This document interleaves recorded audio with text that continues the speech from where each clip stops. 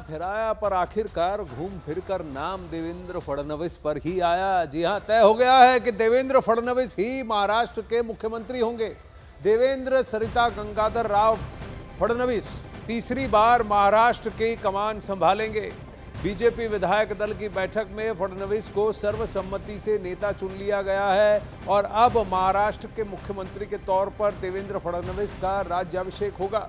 कल शपथ ग्रहण की कार्यक्रम फिक्स है। आज वे सरकार के लिए दावेदारी पेश करेंगे और कल यानी कि बृहस्पतिवार को प्रधानमंत्री नरेंद्र मोदी जी की मौजूदगी में सीएम पद का शपथ लेंगे। उनके साथ एकनाथ शिंदे और अजीत पवार डिप्टी सीएम की शपथ लेंगे। बद्दल भारतीय जनता पक्ष महाराष्ट्राच्या संपूर्ण टीमचं मी मनापासून अभिनंदन करतो, आभार मानतो आणि अर्थातच तुम्ही सगळे लोक आहात म्हणून मी इथे आहे। तुम्ही नसतात तर मी इथे नसतो। त्याच्यामुळे तुमचे सगळ्यांचे मनपूर्वक आभार मानत असताना पुढची वाट ही आपल्याला अपेक्षा पूर्ण करण्याकरता संघर्षाची आहे।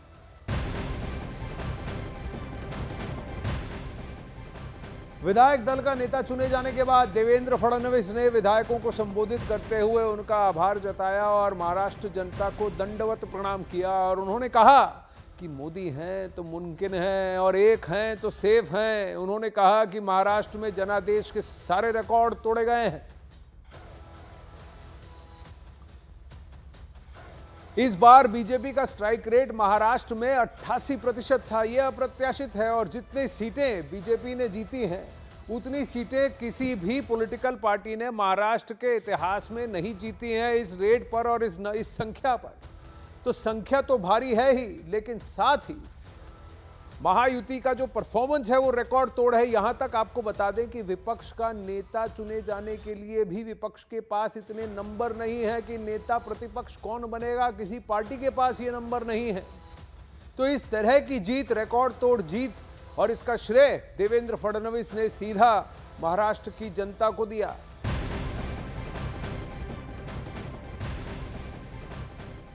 अब बड़ी खबर आ रही है कि दोपहर 3 बजे महाराष्ट्र के कार्यवाहक मुख्यमंत्री एकनाथ शिंदे और दोनों मौजूदा deputy CM, caretaker deputy CM Devendra Fadnavis और अजीत पवार गवर्नर सीपी राधाकृष्णन से मुलाकात करेंगे। यानी 3 बजे सरकार बनाने का वो दावा पेश करेंगे और समर्थन की चिट्ठी भी देंगे।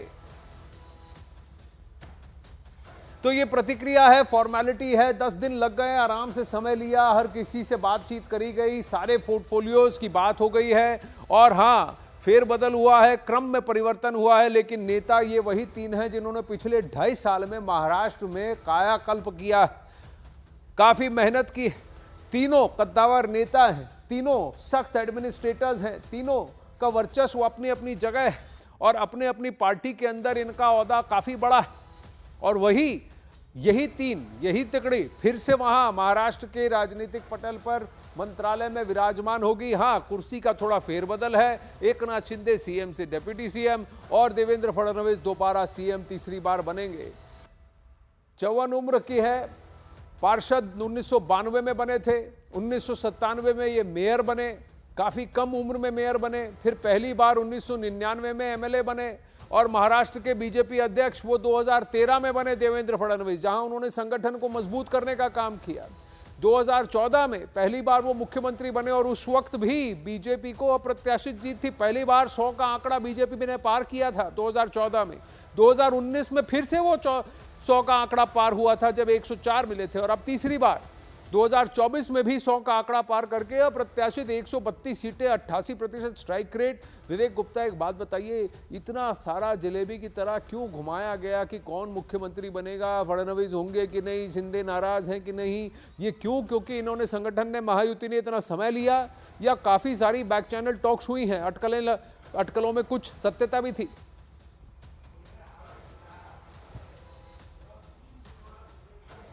विवेक, आपको मेरी आवाज आ रही है? आनंद बोल रहा हूं।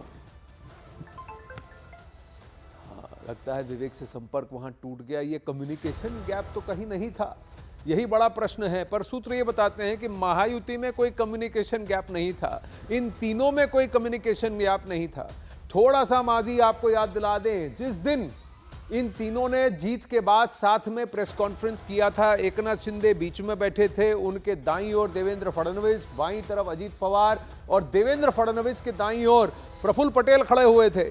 संबोधन किया, तीनों बोले, बोलने के बाद जब उठे और उठकर बाहर जा रहे थे तो तब एक सीक्वेंस बड़ा प्यारा सा था, जहां एकनाथ शिंदे ने देवेंद्र फडणवीस को कहा कि आप हमारा ख्याल रख लेना, अब इतनी अप्रत्याशित जीत हो गई है, हमारा ख्याल रखना। ये माइक में आई आवाज और देवेंद्र फडणवीस ने 3 बार ऐसे सलाम किया और फिर दोनों हंसते हुए बाहर निकले। वहीं पर कहीं ना कहीं ये सेट था कि किसकी क्या भूमिका होने वाली है। फिर विवेक गुप्ता, ये 10 दिन इतना जलेबी की तरह सबको घुमाया क्यों? देखिए आनंद, ये पूरा प्रोसेस हो रहा था, या फिर कहें कि फॉर्मेलिटी होनी थी कि किस तरीके से विधायक दल की मीटिंग होगी, कब विधायक दल की मीटिंग होगी। और देखिए समय कैसे चुना गया, समय चुना गया 4 तारीख यानी कि आज। कल शपथ ग्रहण होना है सीएम का, और शपथ ग्रहण की तारीख है वो पहले तय हो चुकी थी, लेकिन विधायक दल की मीटिंग है वो 2 दिन पहले यानी शपथ ग्रहण की तारीख को ऐलान होने के बाद तय हुआ कि 4 तारीख को विधायक दल की मीटिंग होगी। सब कुछ सेट था।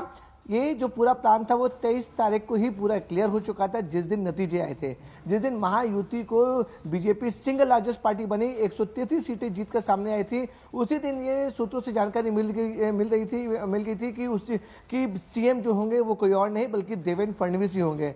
ऑब्वियसली जाहिर सी बात है कि जो पार्टी अगर 150 में से 133 सीटें जीत कर सामने आ रही तो सीएम उसी पार्टी का होगा। ये रिजल्ट के दिन ही तय हो गया था, लेकिन 10 दिन सिर्फ इसलिए समय लगा आनंद क्योंकि पोर्टफोलियो लेके काफी ज्यादा रस्साकसी चल रही थी। किस पार्टी को कौन सा पोर्टफोलियो मिलेगा, कौन सी पार्टी किस पोर्टफोलियो पे कंफर्टेबल है या नहीं है, उसको लेके पूरी रस्साकसी चल रही थी। लेकिन सीएम फेस को लेकर पिक्चर बिल्कुल क्लियर थी कि बीजेपी का सीएम होगा और वो कोई और नहीं बल्कि देवेंद्र फडणवीस होंगे। देवेंद्र फडणवीस ने यह भी कहा था मुझसे, मैं हर बार उनसे यही पूछता हूं विवेक की कुर्सी कंफर्टेबल है, तो वो हमेशा यही जवाब देते हैं कि जो भी कुर्सी मिले उसको कंफर्टेबल बना लो। अब पोर्टफोलियो लेकर के कौन कितना कंफर्टेबल है ये बता दीजिए। खबर यह है कि होम का पोर्टफोलियो देवेंद्र फडणवीस नहीं छोड़ेंगे, वही चीफ मिनिस्टर भी रहेंगे और होम का पोर्टफोलियो उनके पास रहेगा। फाइनेंस, रेवेन्यू, पीडब्ल्यूडी, इरिगेशन, ये कुछ इंपॉर्टेंट पोर्टफोलियोज हैं और उसके साथ साथ फिर आपके पास रूरल डेवलपमेंट और इंडस्ट्रीज भी आ जाता है। ये कुछ इंपॉर्टेंट पोर्टफोलियोज हैं। इसका वितरण कैसे हो रहा है, डिस्ट्रीब्यूशन कैसे हो रहा है? देखिए आनंद, जो आपने कहा वो बिल्कुल सही है। देवेंद्र फडणवीस सीएम बनेंगे तो एचएम यानी कि होम मिनिस्ट्री हर हाल में अपने पास रखेंगे, उसमें देवेंद्र फडणवीस कभी भी कॉम्प्रोमाइज नहीं करेंगे, ये साफ है। होम मिनिस्ट्री वो अपने पास रखेंगे, लॉ एंड ऑर्डर उनकी नज़र में रहेगा कि क्या महाराष्ट्र में हो रहा है क्या नहीं हो रहा है, वो सब कुछ अपने कंट्रोल में रखेंगे। रही दूसरे पोर्टफोलियो की बात, फाइनेंस जो है वो सूत्रों से जानकारी मिल रही है कि अजीत पवार फाइनेंस जो है उनको लगभग मिल चुका है। तीनों पार्टी को बैठकर डिस्कशन हो चुकी है कि फाइनेंस डिपार्टमेंट वो करेंगे। साथ ही साथ अजीत पवार ने एक और कंडीशन रखी थी कि उनका गार्डियन मिनिस्टर है वो पुणे का बना देना चाहिए। उसके लिए भी महायुति के नेता तैयार हो गए हैं। अब है एकनाथ शिंदे की बात। एकनाथ शिंदे की ने बात ये मान ली कि वो डिप्टी सीएम की कुर्सी पर बैठने को तैयार है, लेकिन उनको जो पोर्टफोलियो चाहिए वो अर्बन डेवलपमेंट और पीडब्ल्यू चाहिए। देखिए, जब पहले सरकार थी बीजेपी की, उसमें जो एकनाथ शिंदे थे वो अर्बन डेवलपमेंट के मिनिस्टर थे। यही वजह है कि एकनाथ शिंदे ने मांग की है कि उन्हें पोर्टफोलियो चाहिए तो अर्बन डेवलपमेंट और पीडब्ल्यूडी, ये दोनों पोर्टफोलियो उनके साथ चाहिए, साथ ही साथ डिप्टी सीएम की कुर्सी भी। तो लगभग जो है जो हाई प्रोफाइल पोर्टफोलियो है उनका डिस्ट्रीब्यूशन लगभग हो चुका है। लेकिन एचएम को लेकर जिस तरह शिंदे अड़े हुए थे कि उन्हें डिप्टी सीएम के साथ साथ होम मिनिस्ट्री भी चाहिए, उसको लेकर बीजेपी बिल्कुल नहीं झुकी। बीजेपी का साफ तौर पर कहना था कि सारे पोर्टफोलियो के साथ कॉम्प्रोमाइज हो सकता है, लेकिन गृह विभाग यानी होम मिनिस्ट्री के साथ कोई भी कॉम्प्रोमाइज बीजेपी किसी भी हाल में और किसी भी कीमत पर नहीं करेगी। तो ये माना जा रहा है क्योंकि ये गृह मंत्रालय जो था, जब पहले टर्म में, विवेक मुझे याद है पहले टर्म में भी देवेंद्र फडणवीस ही होम मिनिस्टर थे, और फिर जब दूसरी बार शपथ ग्रहण था वो तो शॉर्ट लिव्ड था। फिर तीसरी बार उन्होंने जब शपथ ग्रहण लिया तब बतौर डिप्टी सीएम लिया, तब तो सरकार में भी नहीं बैठे थे, लेकिन सरकार में जैसे ही आए तो होम का पोर्टफोलियो उनके पास ही था। तो कहीं ना कहीं ये एक पोर्टफोलियो है जो नॉन नेगोशिएबल है। हाँ, इसमें जैसा आपने कहा कि वित्त किसके पास जाएगा और अर्बन डेवलपमेंट किसके पास जाएगा, इसमें एक और है कि इरिगेशन और जो सरकार का जो क्षेत्रीय मंत्रालय है यानी कि एग्रीकल्चर मिनिस्ट्री है, ये किसके पास जाएगा। क्योंकि कहीं ना कहीं कहा जाता है कि अजीत पवार बहुत कीन थे कि वो इस पोर्टफोलियो को हैंडल करें। अब पीडब्ल्यूडी अगर इनके पास चला जाता है तो एमएमआरडीए, क्या वो फिर देवेंद्र फडणवीस और बीजेपी के कोई मंत्री के पास होगा, बीजेपी के किसी मंत्री के पास होगा। जल्दी से जरा नितिन गडकरी जी का ट्वीट पढ़ लेते हैं। महाराष्ट्र